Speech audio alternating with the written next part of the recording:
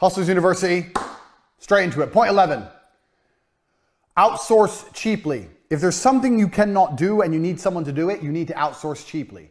You can either find a student, as I've discussed earlier, finding a niece, nephew, blah, blah, blah, or find students. Students are fantastic because students need work to do for their fucking projects or whatever. Let's say you need a video. Find a film student.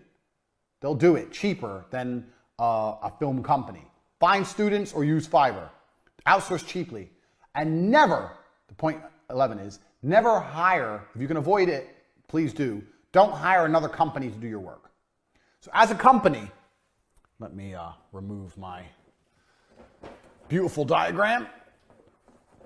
As a hustler, so I'm not trying to teach you how to be a CEO. I'm teaching you how to make $5 or $6 million a year so you can buy supercars and enjoy your life.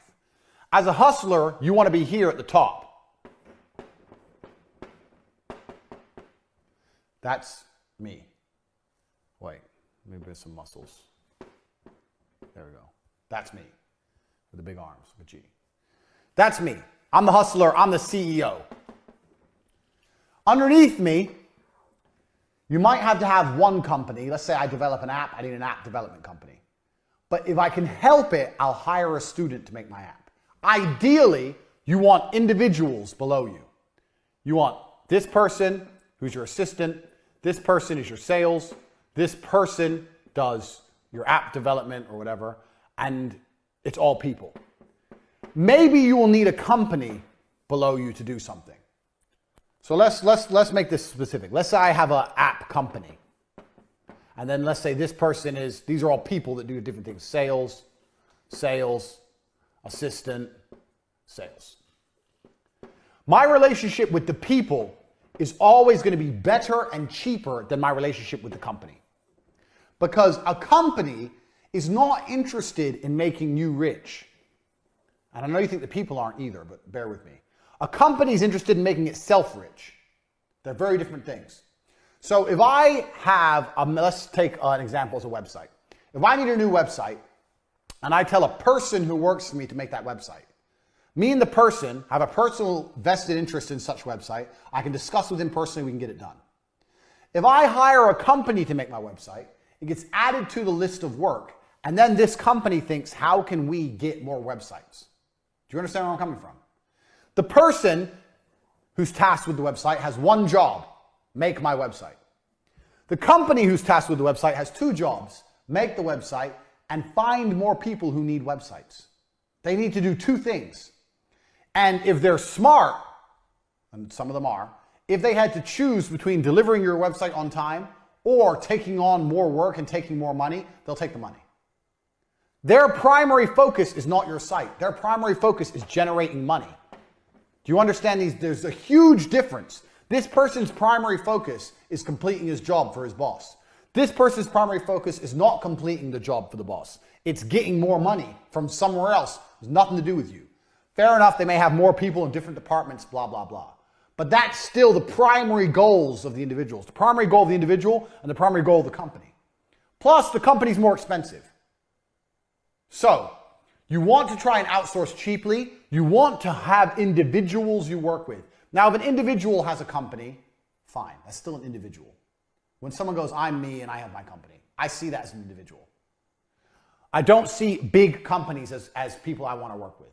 If I want a website, I don't want to go into some office full of people making websites. I don't like that. I've never had a positive experience with that. It's always expensive. They always have other jobs and other things to do. Their primary goal is making money. They don't really give a shit about you. Now, if you need something very specific and personalized and you need a really big company, okay, do it. But in most cases, you don't. Try and work with people and try and outsource cheaply and try and use students. This is number 11. Nearly anything you need done, a student can do.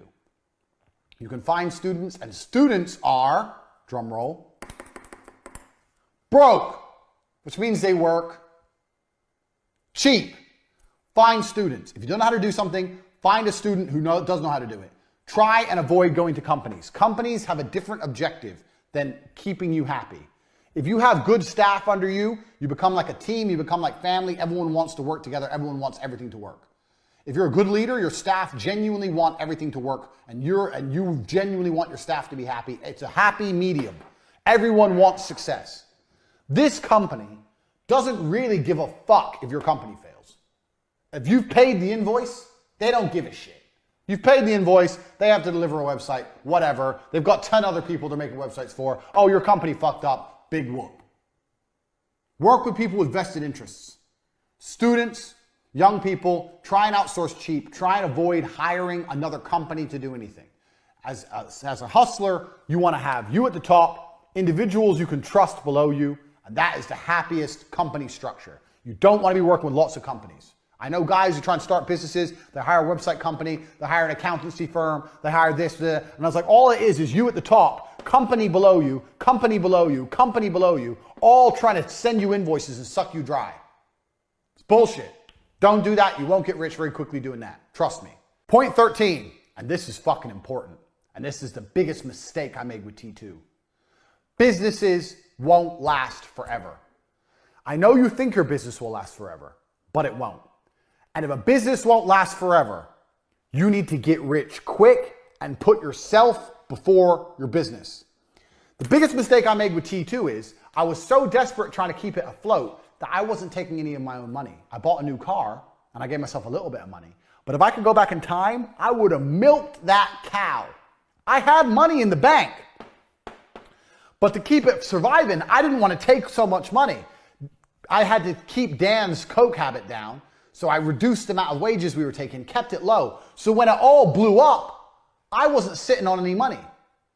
I kept the company alive at the expense of me. If I could go back in time, by the time it all blew up, I'd be sitting on $500,000 clean. Look after yourself first. And this is very, very important because no business lasts forever. Doesn't matter what the business is. Even my TV advertising business that worked 13 years ago would never work today. Calling people on the phone trying to convince them out of money when they can just get a YouTuber for 500 pounds with more viewership and they can track the clicks and directly see how much money they're getting back, which you can't do with TV. I could never sell TV to someone today. Never. This is before Instagram, before social media, before YouTube. All this came along and killed TV now. Now there's a few big brands left. Netflix, who even watches TV? That business wouldn't last anymore. I bet if you told blacksmiths 200 years ago that being a blacksmith ain't gonna ever work again, they'd be like, what? People always need metal. What are you talking about? Blacksmiths aren't around anymore. Every single business is gonna fail, sooner or later.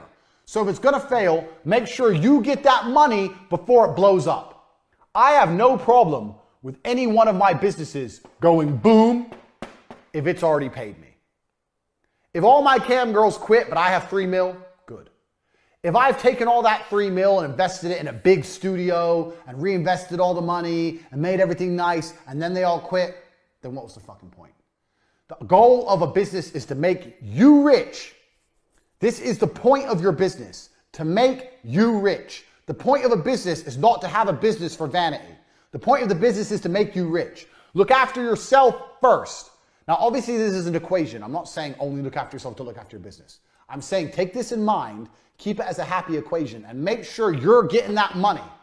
With T2, I made a mistake, and I kept funneling all the money back into keeping the ship afloat. It's my ship. The T2 ship on the waves. And I didn't take enough of the money for myself.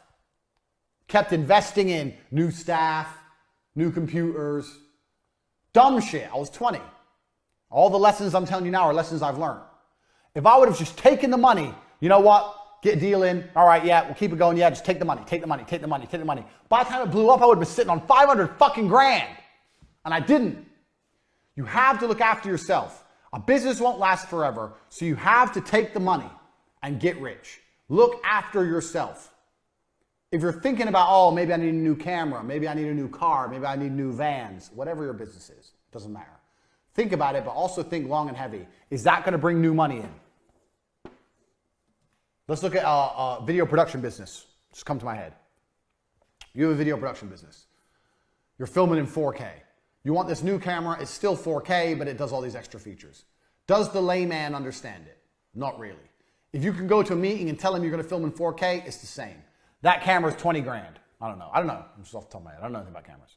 Do you spend the money on that camera or do you just pocket the 20 grand? I'm telling you what you do. You pocket the 20 grand because it's not going to get you any more clients. It's still 4K. You can just lie in the meetings and pretend your camera can do